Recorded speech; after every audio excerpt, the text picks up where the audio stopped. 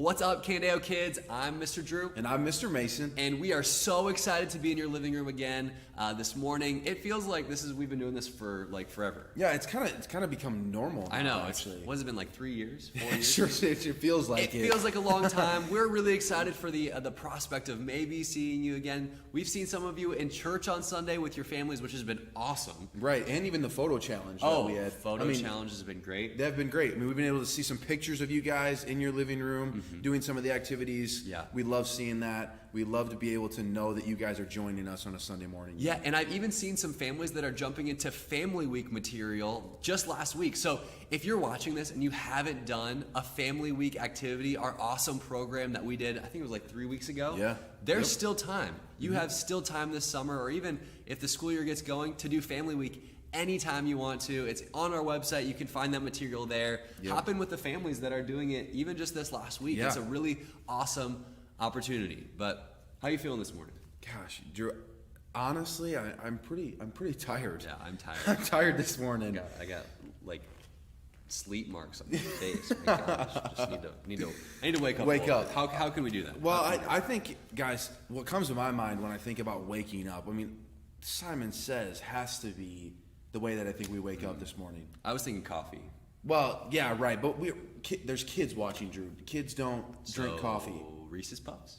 Well, I mean, if you have Reese's Puffs in your home and you want to go get some, save some for me. Feel free to do that. But we're going to play Simon Says. Yes. And if you don't know what Simon Says is, it's pretty simple. The name says it all. If Drew or I say Simon Says, you have to do what we say. But if we don't say Simon Says and you still do what we say, you will actually have to sit down. So we're Simon. We're Simon. So yes. We're not Drew or Mason anymore. Yes. We're Simon. We're Mr. Simon. Sounds good, Simon. Anyways, okay. We're going to begin. I'll actually start. So we need to make sure everyone's up. Oh, right. Everyone's standing up. Yes. We're getting ahead of ourselves. Yes, right. So standing up is the first step. Let me see. Is everyone standing up? Can you see? It looks like it. There's one person that's sitting still. Yeah. Hey, get up. Come on. You got to get Stand up. up. Okay. Good job. Are we good? There you go. We're good to go now? Let me see. Yeah, we're good. All right. We're good. All right. Anyways, game is going to start right now. So I'm going to go. start with a Simon Says statement. So Simon says, look right. Do you think it's right when they're watching this, or are we looking left? Oh, we might be sure looking the wrong way. I'm looking at my right. All right, just so you know. I'm Simon anyway, so it doesn't matter. Okay. Look straight. that was the second one. I didn't look. I really didn't. Okay, so I didn't say Simon Says, but Simon does say, close your eyes. Simon says, open your eyes. Simon says, look straight. Look up. You didn't give me that time. Didn't even flinch. Nope. All right. Look down. Still no. I'm too good at this. Okay, Simon says, close one eye. Simon says, stick your tongue out. Put your tongue back in your mouth. Crap. Drew did it. Dang and it. I saw a couple people actually. I did. I got them on that one too. It was super zoom in. All right, my turn. Yes, I get to be Simon. Yep. All right. I gotta think now. Okay, Simon says, clap 2 times. Good job. Simon says, stand on 1 foot. I can see you standing right there. You're standing. There you go. Standing on 1 foot. All right, Simon says, stand on 2 feet. Okay. Simon says, pat your head. Okay. Stop. Oh, you definitely stopped. I got you for sure. Already. I saw a couple people too. All right. So regroup. We're back in this. Okay. Simon says, rub your tummy. Simon says, rub your tummy. Simon says, stop. Now, Simon says, rub your tummy and pat your head at the same time. I can't do this. I don't care if Simon says do it. Oh, man. Okay. All right. Simon says stop. Actually, I want to see you try it. Okay. Oh, okay. I can do it. See? Simon tells me to do it, and I can do it. Believe in yourself, kids. Even a 23-year-old. Wait, how old are you? I'm 21. 21-year-old. Yeah. Can do it. All right. Simon says, this is going to be the last few. Simon says, hop up and down. Hop up and down. You don't have to. Hopping up and down. Look at that. Stop. Oh. Still hopping, still hopping. Okay, Simon says stop. Now Simon says, find a seat on the couch and get ready for our lesson. Yes. There you go. They're going. They're moving. Yep. Good job. All right. I was Is everybody? surprised you could do that little pat and tap thing. Yeah, I was actually kind of surprised myself. I guess I just when I got a camera in front of me and I gotta rub my stomach and pat my head, I can do it. I guess You're clutch. I guess that is what it is. That's it. All right. Anyways, guys, I hope you're woken up now, just like Mr. Drew and I are. We are ready to go for the day for our lesson. And guys, just to give you a really brief recap of where we've kind of been. Taking it back. We're taking it back. We started out in the book of Exodus, and there was a main character, let's say, that we were talking a lot about. And I mean, I'm guessing you guys have to remember who that was. Do you guys remember? Well, yeah, it was Moses. Moses was the character that we were talking about in Exodus. Yeah, and so Moses was chosen by God to lead God's people. Now, do you remember what was the name that God gave his people? It was a specific name. And if you remember back to Genesis, this was actually the name of one specific person, but was now the name of God's people as a whole. Do you remember what that name was? Yeah, it was Israel. Yes. So Moses was chosen to lead Israel. Yes. So Moses is leading Israel, which was God's chosen people. So Moses being God's chosen leader of God's chosen people, the Israelites, they were sent to a place that God was leading them. And you guys remember what that place was called? That's right, it was called the Promised Land. God was leading Moses and his people, the Israelites, to the Promised Land. Yeah, and then just last week, so this is fresh in your memory, Israel and their new leader Joshua came to a problem. They had to cross a river. Now, do you remember what the name of that river was? And do you remember how Israel crossed that river to continue on their journey to the Promised Land? Good.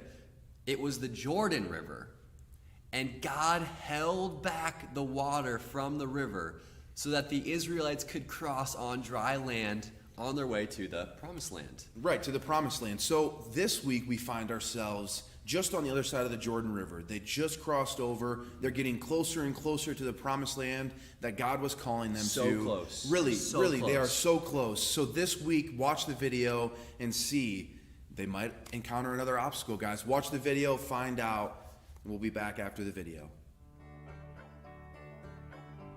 The Israelites were camping near the Jordan River.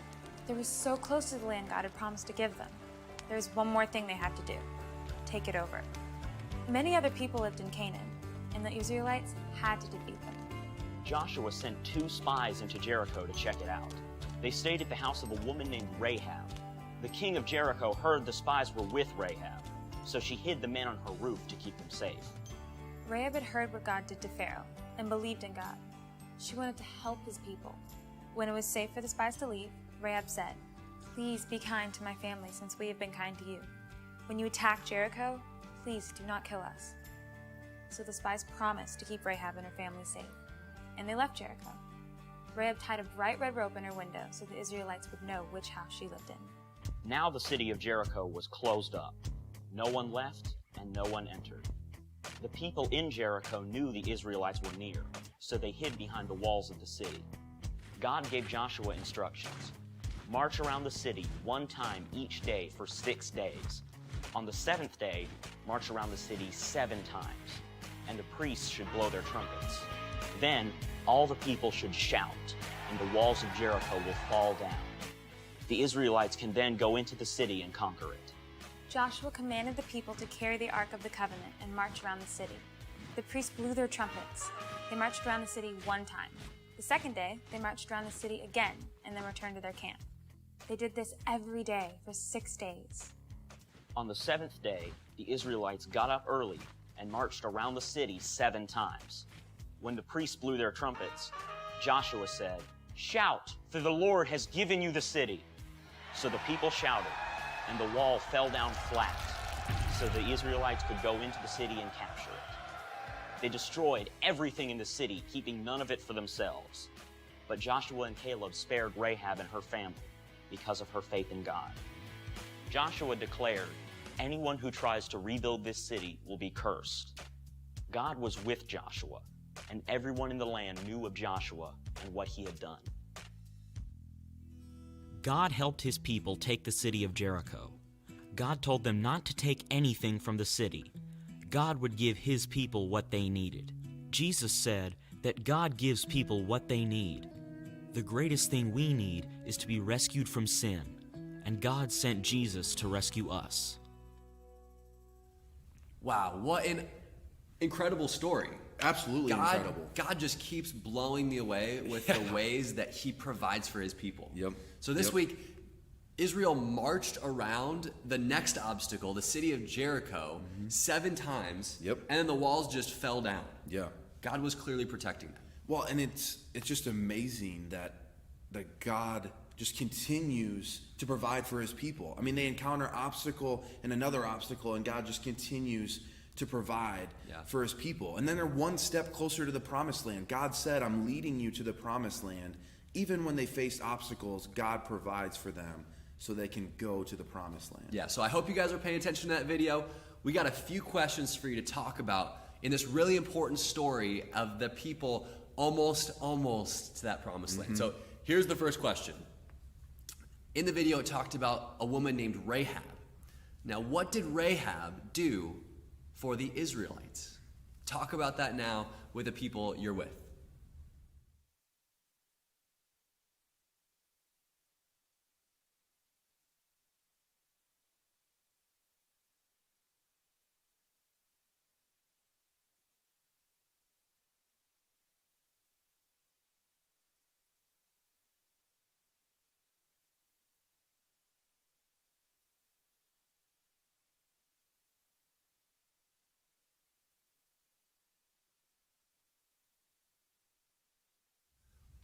Rahab was a really important character in this story because she hid the men from Israel while they were looking and scouting out the city of Jericho so that they could overtake it.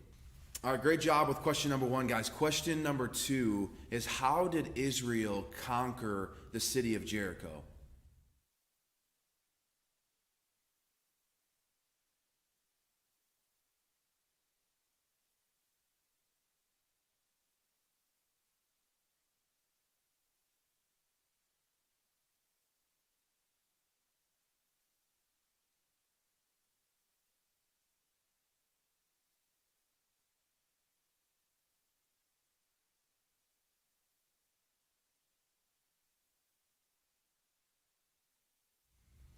So for 6 days, God had his people walk around the walls of Jericho one time each day silently. And then on the 7th day, he had them walk around the walls of Jericho 7 times, blow a trumpet, and then yell, and the walls came falling down.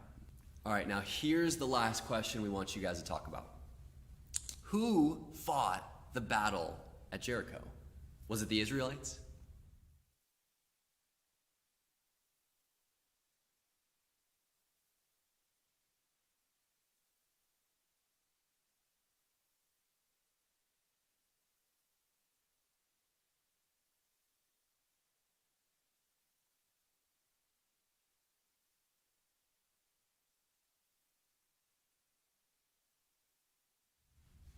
It was not the Israelites that fought the battle at Jericho.